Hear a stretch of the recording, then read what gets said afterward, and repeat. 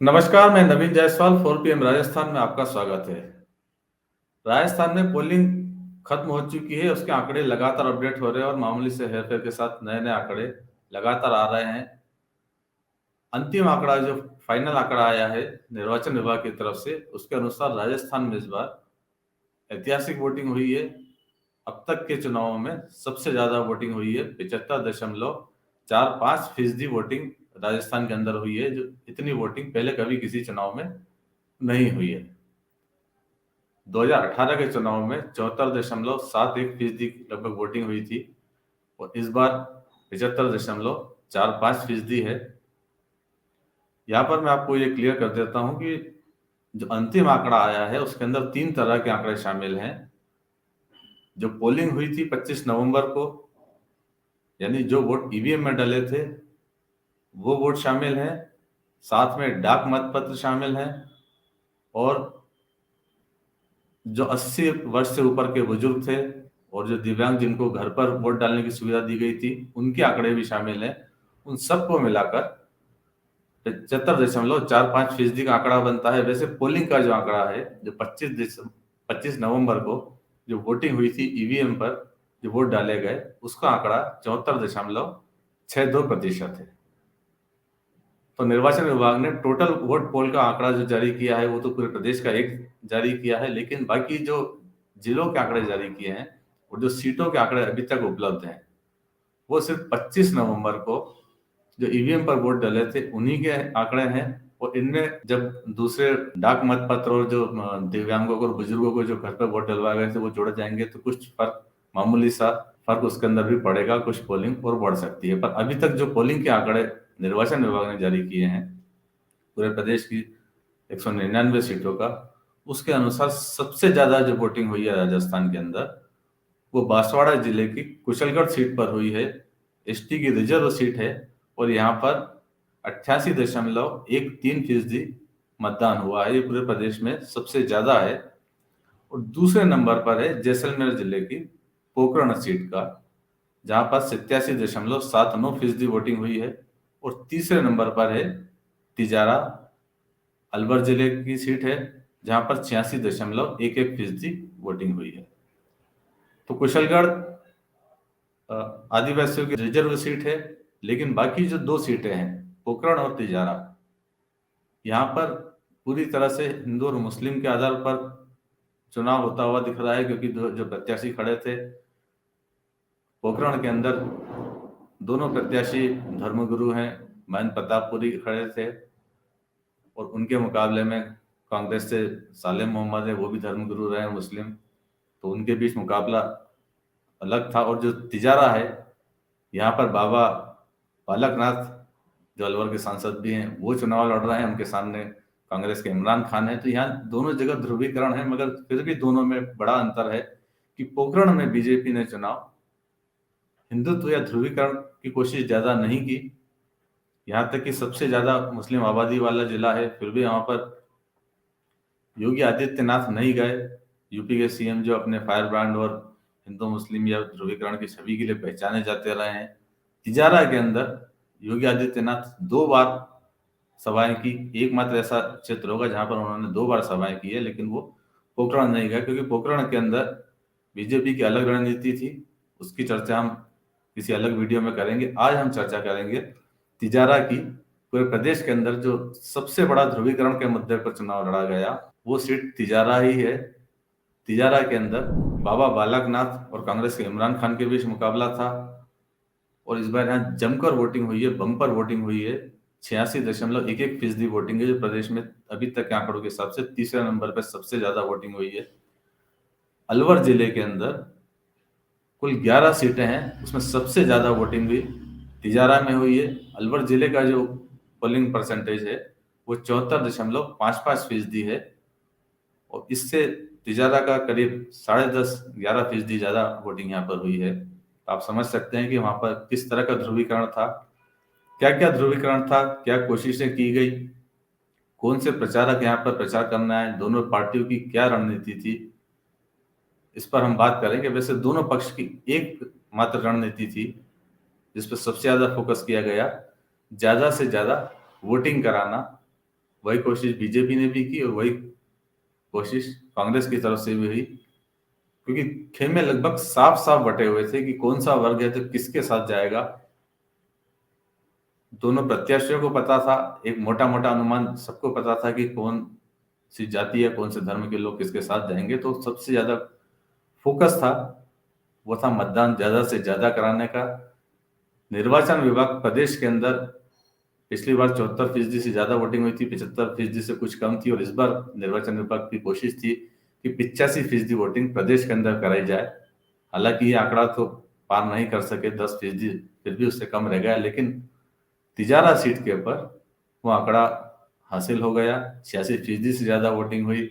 निर्वाचन विभाग ने पूरे प्रदेश में प्रयास किए होंगे, लेकिन तिजारा के चुनाव में ये अपने आप हो गया। कुछ कैंडिडेट ने कराया, दोनों प्रत्याशियों ने कराया, कुछ वहाँ के जो वोटर हैं वो भी इस रो के अंदर थे कि यहाँ पर जमकर वोटिंग हुई है और निर्वाचन विभाग की उम्मीद से बहुत ज्यादा वोटिंग हुई है। अब क्या वोटिंग है, क्या रणनीति है, पहले हम उस पर बात करते हैं। सबसे पहले इस क्षेत्र का जातिगत समीकरण समझ लेते हैं, धार्मिक समीकरण समझ लेते हैं कि किस वर्ग के किस धर्म के कितने वोटर हैं। उससे कुछ बहुत कुछ स्थिति साफ हो जाएगी। तिजारा के अंदर सबसे ज्यादा जो वोटरों की संख्या है वो मैं मुसलमानों के वोटरों की संख्या है, और उन्हीं के दम पर कांग्रेस को सबसे ज्यादा उम्मीद है। जो आंकड़े बताए जा रहे हैं उसके अनुसार लगभग 1 लाख से ऊपर वह वोटरों की संख्या है, और कांग्रेस के प्रत्याशी इमरान खान का सबसे बड़ा फोकस इन्हीं वोटरों पर था। वैसे तिजारा के अंदर कुल मिलाकर 2,61,660 वोटर हैं, जिनमें से 2,25,309 मतदाताओं ने अपने मताधिकार का प्रयोग किया है, और ये परसेंटेज बनता है 86.11%।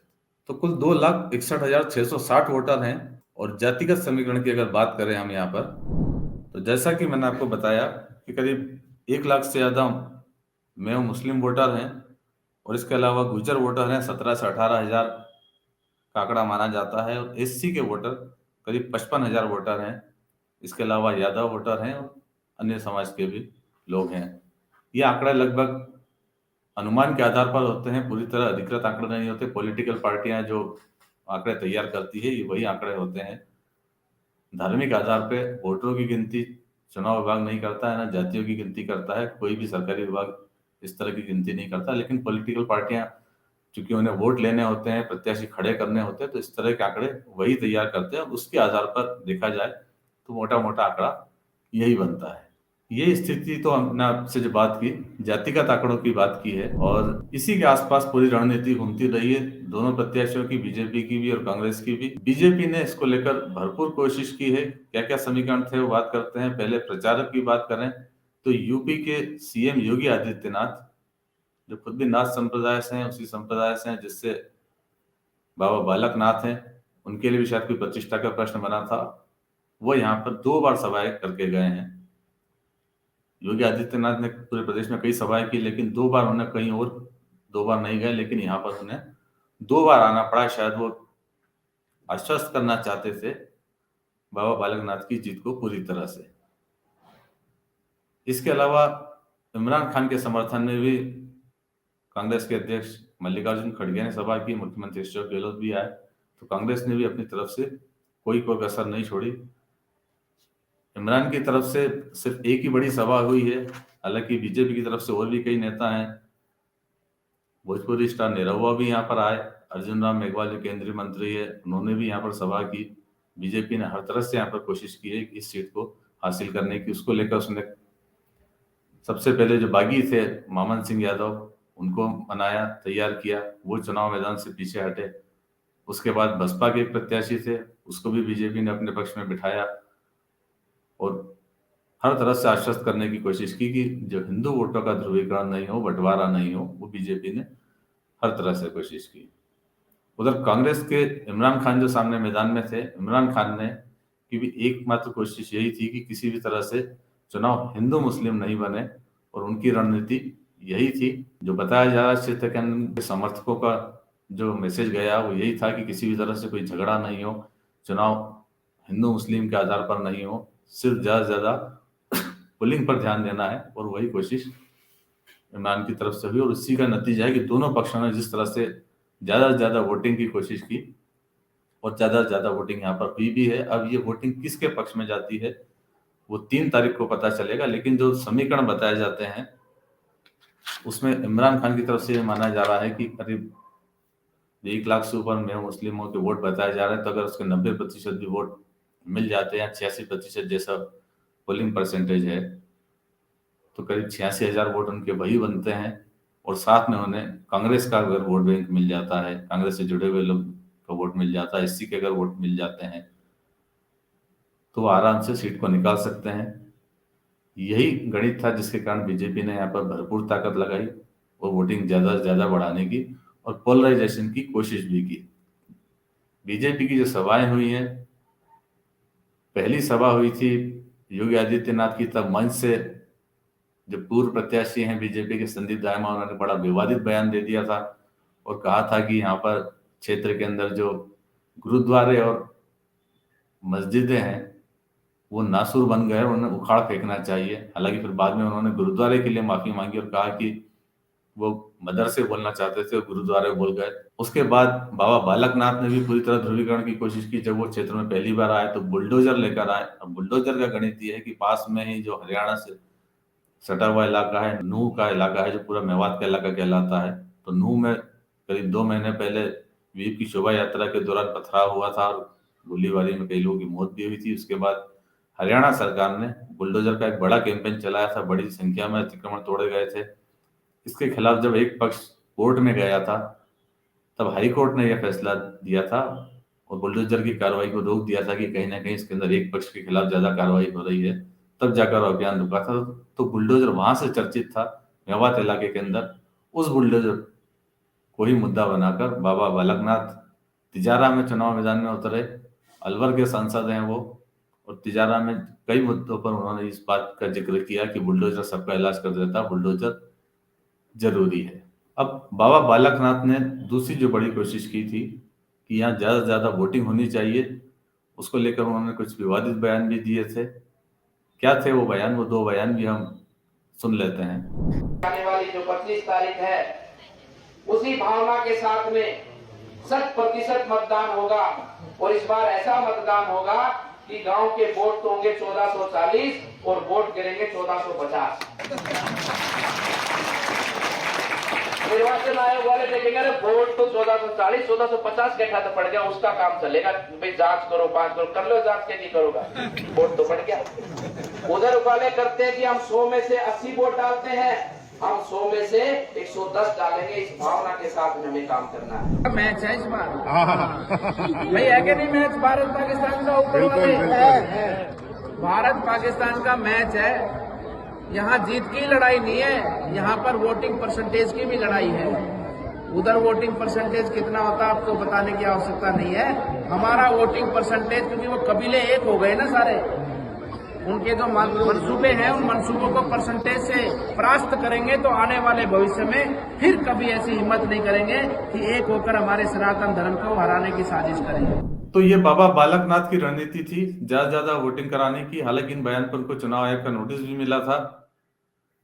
दूसरी तरफ जो इमरान खान है, कांग्रेस के प्रत्याशी हैं, उनकी रणनीति कुछ अलग थी। बाबा एंड टाइम पर मौके पर पहुंचे थे, जबकि बताया जा रहा है कि इमरान खान करीब पिछले लोकसभा चुनाव के बाद से तैयारी कर रहे थे तिजारा विधानसभा क्षेत्र के अंदर कि उन्हें चुनाव लड़ना है, और उस तैयारी में लगातार जुटे हुए थे। पिछली बार लोकसभा चुनाव उन्होंने बसपा के टिकट पर लड़ा था और तीसरे नंबर पर रहे थे। उसके बाद से लगातार क्षेत्र में सक्रिय थे, जैसा क्षेत्र के लोग बता रहे हैं।